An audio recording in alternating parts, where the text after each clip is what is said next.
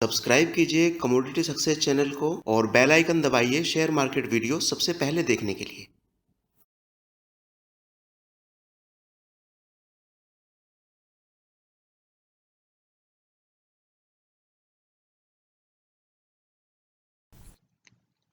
Hi, welcome to commodityssuccess.com and intradaysuccess.com। दोस्तों, आज के इस वीडियो में मैं आपके साथ में डिस्कस करूंगा बिड प्राइस के बारे में, आस्क प्राइस के बारे में, स्प्रेड के बारे में, बायर्स एंड सेलर्स रेशो के बारे में और टिक साइज के बारे में। तो सबसे पहले हम देखते हैं कि बायर्स एंड सेलर्स रेशो। देखिए, किसी भी प्रोडक्ट के प्राइस को दो कंपोनेंट्स डिसाइड करते हैं। उसमें पहला कंपोनेंट है सप्लाई और दूसरा कंपोनेंट है डिमांड। अगर किसी प्रोडक्ट की सप्लाई ज़्यादा है मार्केट में तो उसका प्राइस गिरता है, और अगर उस प्रोडक्ट की मार्केट में सप्लाई कम है तो उसका जो प्राइस है वो बढ़ता है। थ्योरेटिकली ये बात है। और दूसरी चीज़ आती है डिमांड की। अगर किसी भी प्रोडक्ट की डिमांड मार्केट के अंदर कम है तो उसका प्राइस गिरता है, और अगर मार्केट में उसकी डिमांड ज़्यादा है तो उस प्रोडक्ट का प्राइस बढ़ता है। तो जैसा कि हम डिस्कस कर रहे हैं बायर्स और सेलर्स के बारे में, तो ये बायर्स और सेलर्स जो है ये डिमांड साइड वाला कंपोनेंट है, और ये डिमांड साइड वाला जो कंपोनेंट है ये शेयर मार्केट के अंदर भी यूज होता है।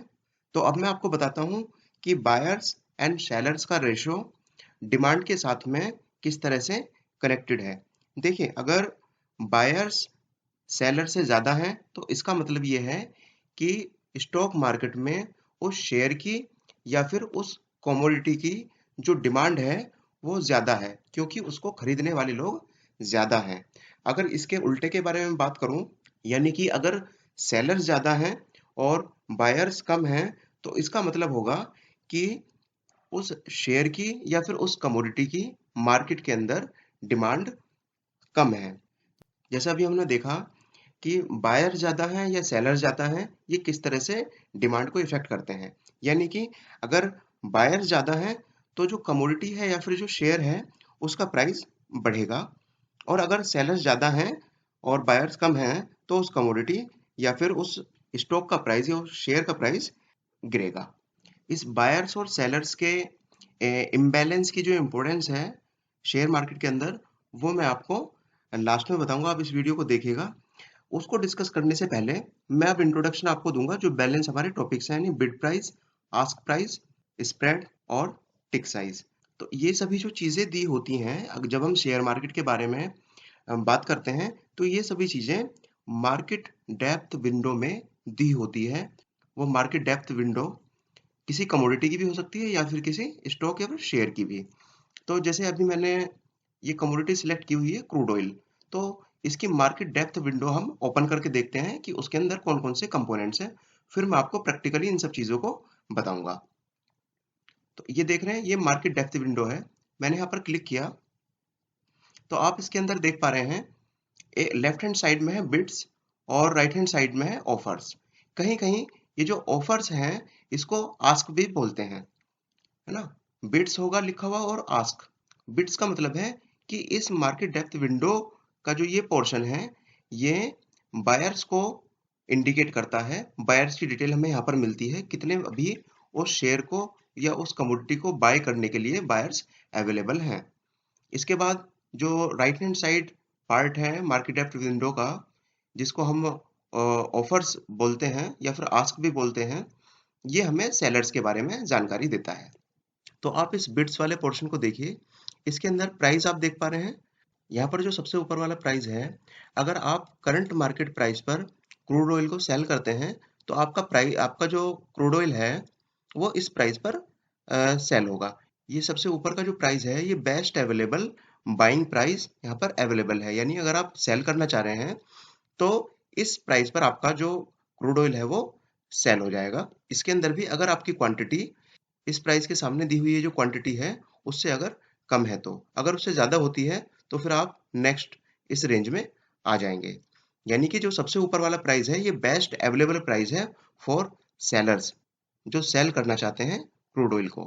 और इसी तरह से हम जब किसी शेयर की या किसी और कमोडिटी की मार्केट डेप्थ विंडो ओपन करते हैं तो यही चीज वहां पर इंप्लीमेंट होगी और अप्लाई होगी। और इसके बाद आप देखिए राइट हैंड साइड में यहाँ पर है ऑफर्स। जैसे मैंने आपको बताया कि ये जो ऑफर्स हैं ये सेलर्स की जो सिचुएशन है, अभी सेलर्स की जो पोजीशन है उसको ये बताता है।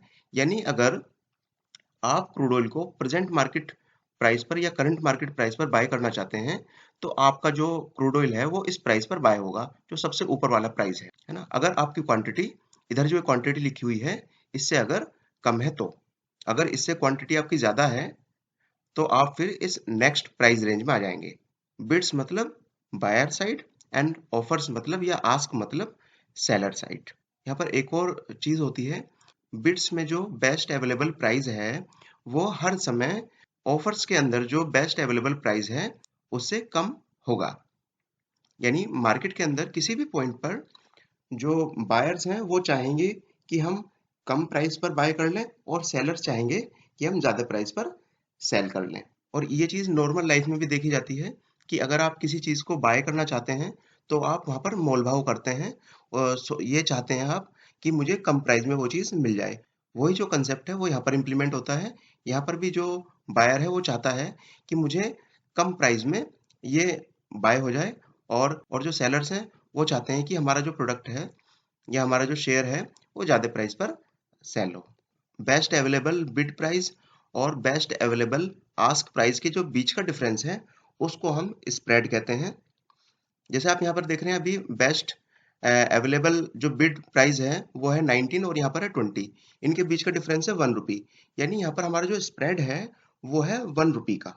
और ये जो स्प्रेड है ये शेयर या फिर किसी भी कमोडिटी के टिक साइज के मल्टीप्लिकेशन में होता है।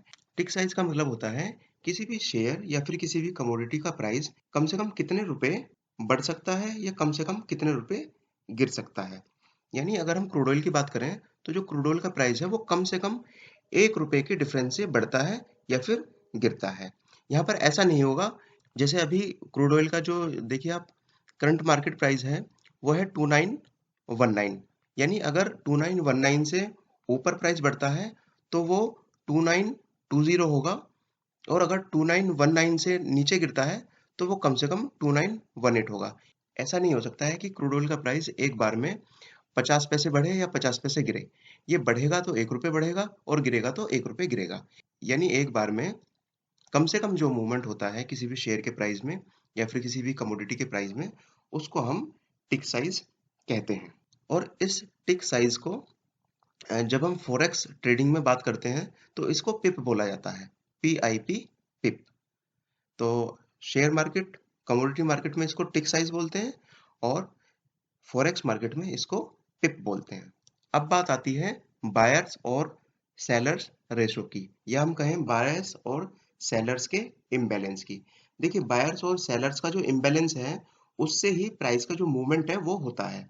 जब इनके बीच में जो डिफरेंस है वो बहुत ज्यादा बढ़ जाता है तो जो शेयर है या फिर कमोडिटी है उसके प्राइस में फ्लक्चुएशन होता है। जैसे मैंने आपको बताया कि अगर बायर्स ज्यादा होंगे तो इसका मतलब ये है कि डिमांड ज्यादा है, और अगर सेलर्स ज्यादा हैं तो इसका मतलब है कि जो डिमांड है वो कम है। अभी आप प्रेजेंटली देख पा रहे हैं जो बायर्स हैं वो ज्यादा हैं और जो सेलर्स हैं वो कम है। तो इसका मतलब क्या है, इसका मतलब ये है कि अभी क्रूड ऑयल के अंदर प्रेजेंट टाइम में जो सेंटीमेंट है वो पॉजिटिव सेंटीमेंट है। यानी यहाँ पर बायर्स ज्यादा अवेलेबल है और सेलर्स कम अवेलेबल है। यही अगर इसका उल्टा होता तो उसको हम कहते हैं कि यहाँ पर जो सेंटीमेंट्स हैं वो नेगेटिव है। तो जैसे मैंने आपको बताया कि प्रेजेंटली क्रूड ऑयल के अंदर जो सेंटीमेंट्स हैं वो पॉजिटिव है। तो हम देखते हैं क्रूड ऑयल का चार्ट कि क्या सेंटीमेंट के हिसाब से क्रूड ऑयल के अंदर मूवमेंट हो रहा है। आप ये देखिए अभी जो हमारा सेंटीमेंट है वो पॉजिटिव है तो क्रूड ऑयल का जो प्राइस है अभी देखिए वो इंक्रीज हो रहा है ना, एक अप ट्रेंड में है। यानी कि क्रूड ऑयल का प्राइस सेंटीमेंट के हिसाब से ही ऊपर अभी जा रहा है। अब यहाँ पर पॉइंट आता है कि बायर्स और सेलर्स का जो इम्बैलेंस है इसको हम अपनी ट्रेडिंग में किस तरह से यूज करें। क्या हमें अगर ये दिख रहा है कि बायर्स ज्यादा हैं और सेलर्स कम हैं तो क्या हमें उस कमोडिटी को या उस शेयर को बाय कर लेना चाहिए, और अगर इसका उल्टा है तो क्या हमें उस कमोडिटी को या उस शेयर या उस स्टॉक को सेल कर देना चाहिए। तो यहाँ पर मैं अब आपको इस बायर्स और सेलर्स के बीच का जो इम्बैलेंस है, इसको किस तरह से आप ट्रेडिंग में यूज़ कर सकते हैं, उसके बारे में बताता हूँ।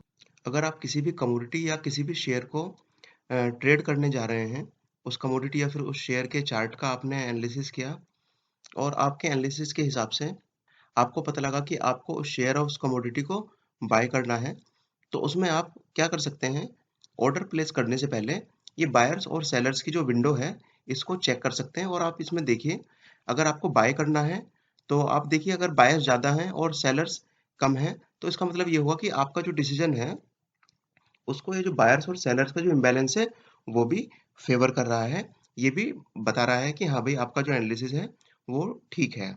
और इसका अगर अपोजिट आप लें, अगर आप किसी शेयर को या फिर कमोडिटी को सेल करने जा रहे हैं और आपकी ये जो मार्केट डेप्थ विंडो है, ये बताती है कि सेलर्स ज़्यादा हैं और जो बायर्स हैं वो कम हैं, तो इसका मतलब ये हुआ कि जो बायर्स और सेलर्स का जो इम्बैलेंस है, वो भी वो आपके एनालिसिस के फेवर में है।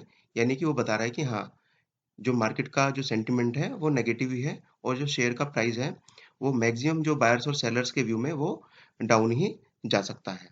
यानी इसका मतलब ये निकलता है कि यानी आपके चार्ट का एनालिसिस सबसे पहली चीज़ है और ये जो चीज़ें हैं, ये सेकेंडरी चीज़ है। यानी कि इसको बेस बना करके आप अपना ट्रेडिंग डिसीजन नहीं ले सकते हैं।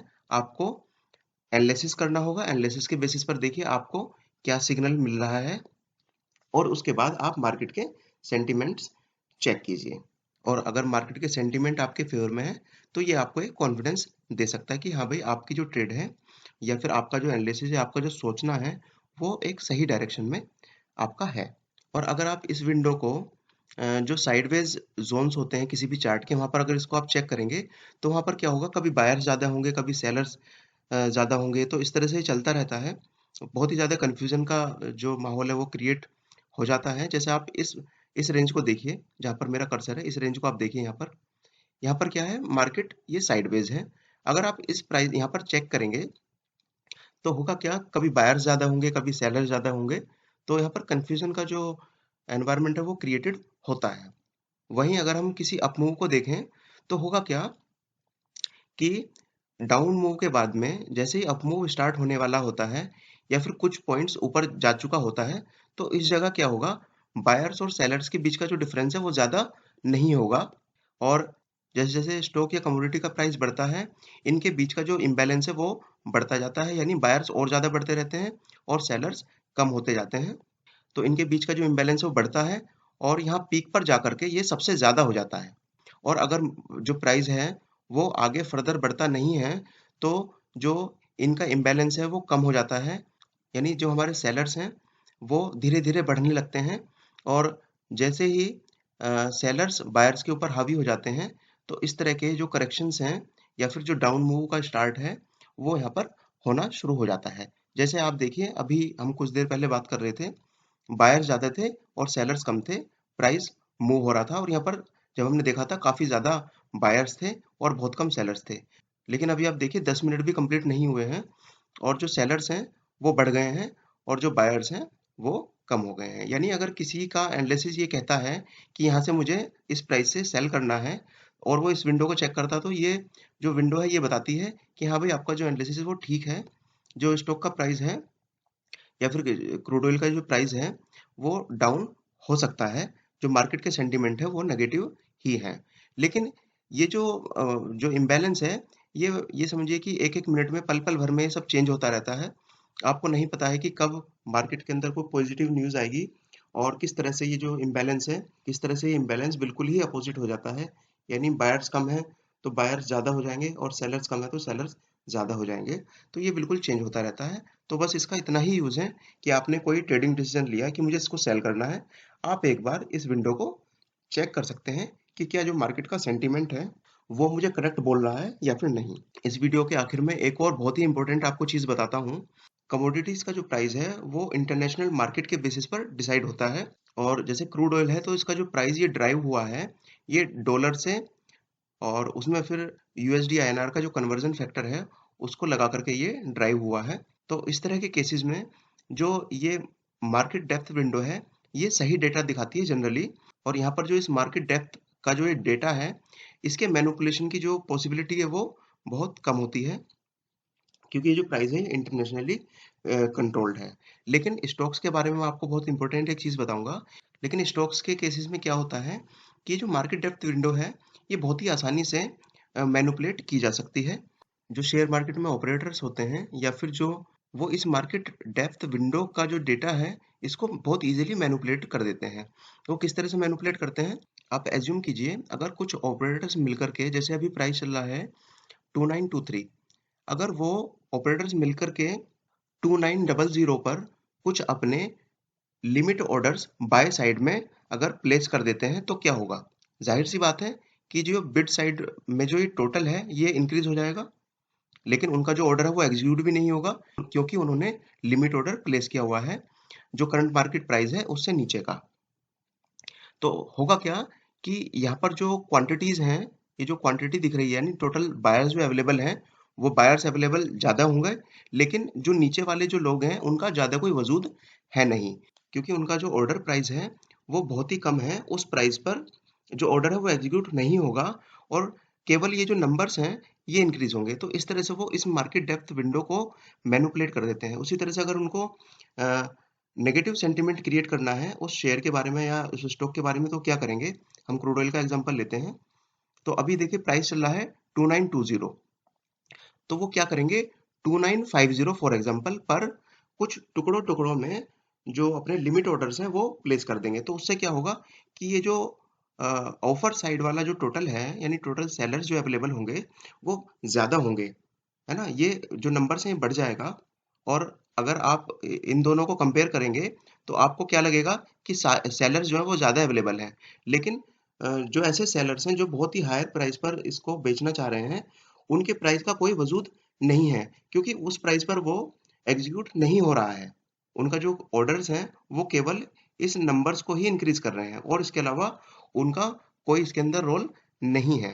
तो इस तरह से जो ऑपरेटर्स हैं वो इस विंडो को मैनिपुलेट कर देते हैं। तो ट्रेडिंग के टाइम मैं इस विंडो को किस तरह से यूज करता हूँ वो मैं आपको बता देता हूँ। मैं इस विंडो में ये जो टोटल आपको दिख रहा है ना इसको मैं नहीं कंसिडर करता हूँ। मैं टॉप के जो ये 5 क्वांटिटीज हैं, टॉप की जो 5 क्वांटिटीज हैं इनके बीच का देखता हूँ कि इनके बीच में क्या बैलेंस है और क्या इम्बैलेंस है। यानी मैं इसको कंसिडर नहीं करूंगा, मैं इसका टोटल एक मोटा मोटी देख लेता हूँ। एग्जैक्टली तो आप कैलकुलेट इसको नहीं कर पाएंगे क्योंकि ये चेंज होता रहता है, लेकिन मोटा मोटी आपको दिख जाता है कि टॉप 5 जो प्राइस हैं बिड साइड में उनका टोटल और टॉप 5 प्राइजेस की जो क्वांटिटी है ऑफर साइड में उनके बीच में किस तरह का इम्बैलेंस है। तो वो मुझे ज़्यादा अच्छी पिक्चर शो करता है, क्योंकि अगर मैं इस टोटल को लूंगा तो मुझे ये नहीं पता है कि जो लोगों ने अपना बाय प्राइस है सेल प्राइस है वो करंट मार्केट प्राइस से कितना दूर लगा करके छोड़ा हुआ है। और ये सब करने से मैं जो ये मैनिपुलेशन है इससे थोड़ा सा बच जाता हूँ, मैं इससे अलर्ट हो जाता हूँ। तो कंपेरेटिवली जब मैं ऐसा करता हूँ तो मेरे सामने मार्केट की एक ज़्यादा अच्छी तस्वीर, ज़्यादा सही तस्वीर मेरे सामने ये आती है। तो आप भी इस चीज़ को देखिएगा ना, इन टोटल्स के पीछे मत जाइए। आप ये जो टॉप 5 प्राइस हैं इसके आगे जो क्वांटिटी दी हुई है इसका एक मोटा मोटी टोटल कर लीजिए और इनके बीच में कंपैरिजन कीजिए, तो ये आपको एक ज़्यादा अच्छी पिक्चर दिखा सकते हैं। तो इस वीडियो में बस इतना ही। Thanks for watching my video. Like this video, share this video and subscribe my channel.